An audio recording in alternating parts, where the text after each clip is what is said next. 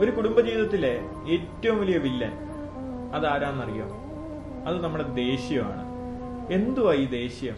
ഞങ്ങൾ ഫാമിലി കൗൺസിലിംഗിൽ മിക്ക സമയം കേൾക്കുന്ന ഒരു കാര്യമാണ്, അച്ഛന്റെ അതേ ദേഷ്യമാണ് മോന് കിട്ടിയിരിക്കുന്നത്, അല്ലെങ്കിൽ അമ്മയുടെ അതേ ദേഷ്യമാണ് മോന് കിട്ടിയിരിക്കുന്നത് എന്ന് നമ്മൾ പല കൗൺസിലിംഗിലും കേൾക്കാറുണ്ട്. അദ്ദേഹത്തിന്റെ ദേഷ്യം എന്നെ കൊണ്ട് സഹിക്കാൻ വയ്യ, ഏതു സമയവും ദേഷ്യമാണ് എന്നോട്. എന്തുവാ ഈ ദേഷ്യം? നമ്മൾ ഈ ദേഷ്യം എന്ന് പറഞ്ഞ വേർഡ് കൊണ്ട് മീൻ ചെയ്യുന്ന എന്തുവാണ്? ഒരു എക്സാമ്പിൾ പറഞ്ഞു തരട്ടെ.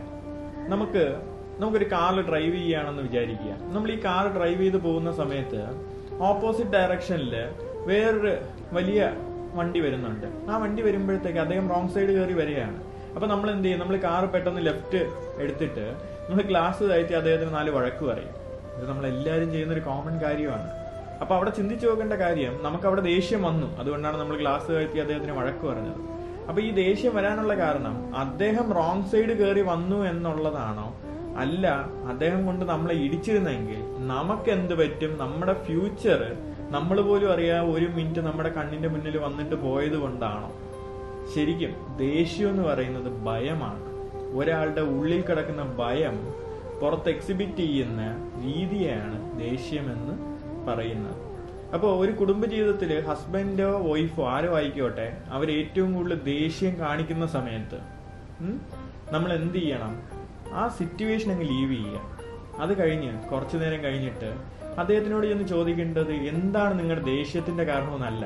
അപ്പൊ അദ്ദേഹത്തിന്റെ ആ ദേഷ്യത്തിന്റെ കാരണം നമ്മൾ ചോദിക്കുമ്പോൾ നമ്മൾ നേരത്തെ പറഞ്ഞതുപോലെ ഉള്ളിലെ ഭയമാണ് ദേഷ്യം. ആ ഭയം വീണ്ടും ട്രിഗർ ചെയ്യുകയാണ്. ആ ട്രിഗർ ചെയ്യുമ്പോഴത്തേക്ക് വീണ്ടും അദ്ദേഹത്തിന് ദേഷ്യം കൂടുതൽ വരും. അപ്പോ ആ സമയത്ത് നമ്മൾ അവരുടെ അടുത്ത് നിന്ന് ചോദിക്കേണ്ട കാര്യം എന്ന് പറഞ്ഞു കഴിഞ്ഞാൽ, നിങ്ങളുടെ ഉള്ളിലുള്ള ഭയം അതെന്താണെങ്കിലും നമുക്ക് സോൾവ് ചെയ്യാം, നമുക്ക് ഒന്നിച്ച് സോൾവ് ചെയ്യാം.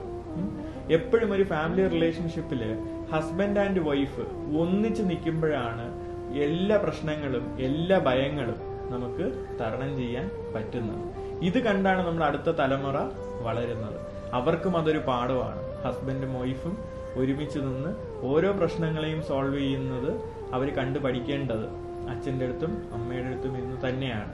നമ്മൾ എപ്പോഴും ദൈവത്തിനോട് പ്രാർത്ഥിക്കുന്നത്, എനിക്ക് ഈശ്വര ഒരു വിഘ്നങ്ങളും തരല്ലേ എന്നായിരിക്കും നമ്മൾ പ്രാർത്ഥിക്കുന്നത്. ശരിക്കും നമ്മൾ പ്രാർത്ഥിക്കേണ്ടത്, ഓരോ വിഘ്നങ്ങളും തരണം ചെയ്യാനുള്ള ശക്തിയും കഴിവും എനിക്ക് തരണേ ഭഗവാനെ എന്ന് തന്നെയാണ് നമ്മൾ പ്രാർത്ഥിക്കാനുള്ളത്. സോ മനസ്സിലെ ഭയത്തിനെ ഫേസ് ചെയ്ത് മുന്നോട്ട് പോകാനുള്ള ശക്തിയും ധൈര്യവും നമുക്ക് വന്നു കഴിഞ്ഞാൽ ദേഷ്യം എന്നുള്ള കോൺസെപ്റ്റ് നമ്മളിൽ നിന്നും കുറയും. വളരെ വൈഡായിട്ട് ചിന്തിക്കുന്ന ആർക്കും അധികം ദേഷ്യം വരാറില്ല. അവരെപ്പോഴും ചെയ്യുന്ന ഒരു ചെറിയ ട്രിക്കുണ്ട്. ഈ ദേഷ്യത്തിനെയും ഈ വിഷമത്തിനെയും ഭയത്തിനെയും തരണം ചെയ്യാനായിട്ട് നമുക്ക് നോക്കാം, വരട്ടെ എന്ന് പറയുന്ന ഒരു കോൺസെപ്റ്റ് അവര് ഫോളോ ചെയ്യുന്നുണ്ട്. എപ്പോഴും മനസ്സിനോട് പറയുക, ഒരു പ്രോബ്ലം വരുമ്പോഴാണെങ്കിലും ഒരു വിഷമം വരുമ്പോഴാണെങ്കിലും ഒരു ഭയം വരുമ്പോഴാണെങ്കിലും നമുക്കതിനെ ഫേസ് ചെയ്യാം എന്നുള്ള ഒരു ധൈര്യം നമ്മൾ എപ്പോഴും നമ്മുടെ മനസ്സിനകത്ത് പറഞ്ഞുകൊണ്ടേയിരിക്കുക. നമുക്ക് നോക്കാം എന്നുള്ള ഒറ്റ വേർഡ് മതി. ആ വേർഡ് ഭയങ്കര പവർഫുള്ളാണ്. നമുക്ക് നോക്കാം എന്നുള്ള ആ ഒറ്റ വേർഡ് മതി നമുക്ക് നമ്മളെ തന്നെ എല്ലാ പ്രശ്നങ്ങളിൽ നിന്നും മുന്നോട്ട് കൊണ്ടുവന്ന് ഒരു നല്ല കുടുംബജീവിതം നമുക്ക് ജീവിക്കാൻ ഈ ഒറ്റ വാക്കിന്റെ ആവശ്യമുള്ളൂ.